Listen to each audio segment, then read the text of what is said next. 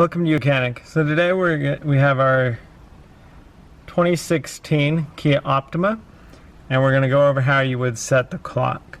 So to set the clock, you're going to hit the clock, but you're also going to hold that clock button in, and then to set it to the time,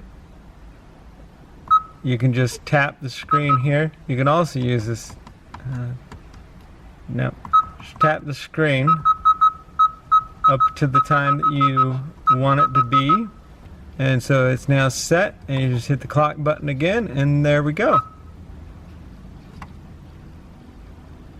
You can also go to setup, and on this you got the clock and calendar. You can click on the clock, you can change the clock, or you can go back. You can also change your calendar to your date.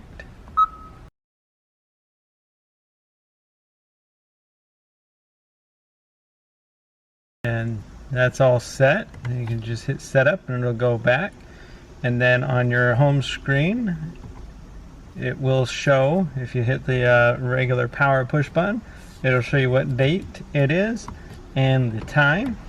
You can go back to that, and that's how you would set your time on your Kia Optima.